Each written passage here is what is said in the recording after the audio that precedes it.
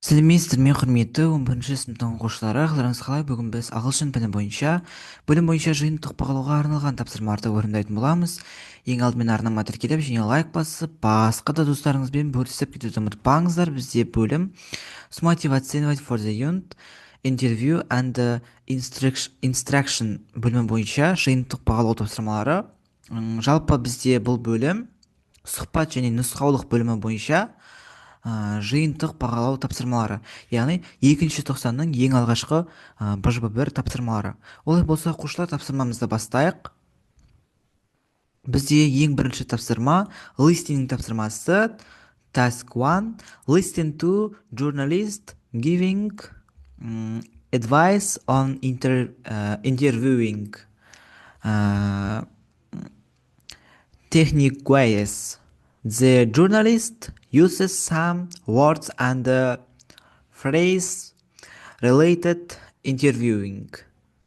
Read a word or an expression no more than the words next to the definitions.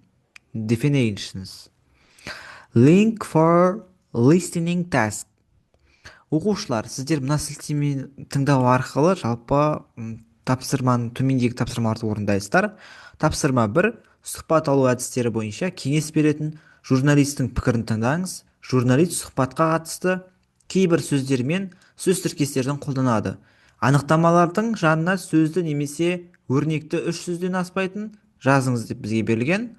Оқушылар, мына жалпы сілтемеге өтіп тыңдасаңыздар болады, немесе сіздердің мұғалімдеріңіз осы сілтемені өтіп арнайы сіздерге тыңдатуы мүмкін. Listening, сол бойынша сіздер төмендегі тапсырмаларды орындайсыздар. Оқушылар, олай болса орындайық. Questions which should be asked first.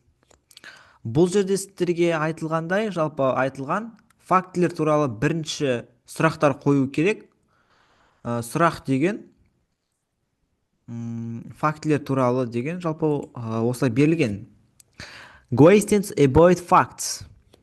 Келесі екінші бізде interesting or usual details or questions color. Яғни бұл жерде айтылғандай қызықты немесе ерекше бөлшектер немесе қасиеттер түсі деп бізге берілген.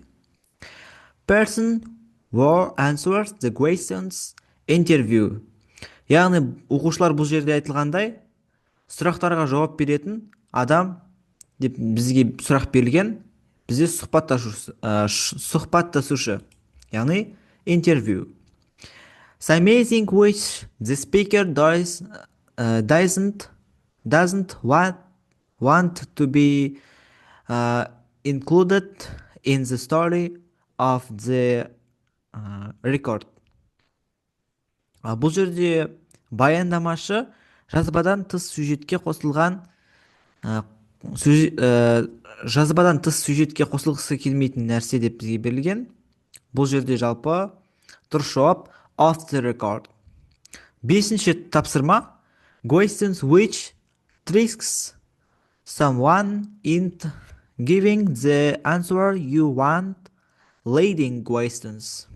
Оқушылар, бұл жерде жалпы аудармасы сіз қалаған жауапты беру үшін біреуді алдайтын сұрақ, жетекші сұрақ деген. Келесі бізде speaking тапсырмасы, оқушылар. Work in pairs. Discuss the following statements with your partner. Ask and answer questions in order to get each other's opinions. Оқушылар, бұл жерде сіздер жалпы карталарды таңдау арқылы спикингке жауап бересіздер. Оны өздеріңізде біледі деген ойдамын. Екінші картада берілген usually interview are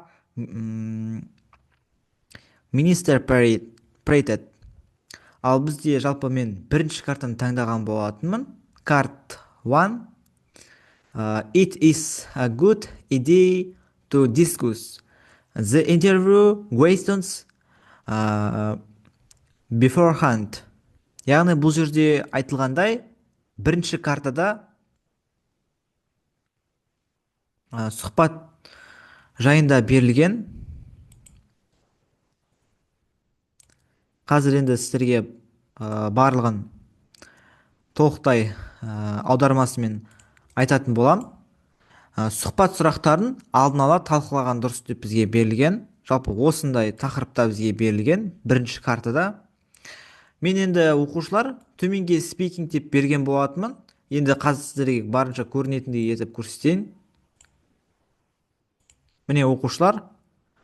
Speaking card usually interview a minister part. Бұл жерде екінші картта кешіріңіздер, қателесіп кетіппін. Usually, міне осы жерден барлығын тақырыпталған болатынмын. Осы жерге тоқтай барлығын жазып кеттім оқушылар. Енді бұл жерде жалпы айтылған, әдетте сұхбаттар дұрыс түсіндірілмейді. Жауап: сіздің ойыңызша сұхбаттар жиі дұрыс түсіндірілмейді ме деп бізге берілген. Яғни бұл жерде бізде жауаптар берілген. Қазір сіздерге барлығын түсіндіретін болам. Do you think interviews are often misinterpreted? Yes, definitely. Sometimes the media only shows a small part, which can change the real meaning деген. Жалпы бұл жерде аудармасы. Енді сіздер екі оқушы болып айтсаңыздар болады. Яғни партада екі оқушы, яғни сыныптасыңыз отса, сол сыныптасыңызбен бөліп айтсаңыздар болады. That's true. How can we avoid this problem деген. Оған жауап беретін: I think full context should be provided and both interviewer and interview should agree on what can be shared. Яғни бұл жерде айтылған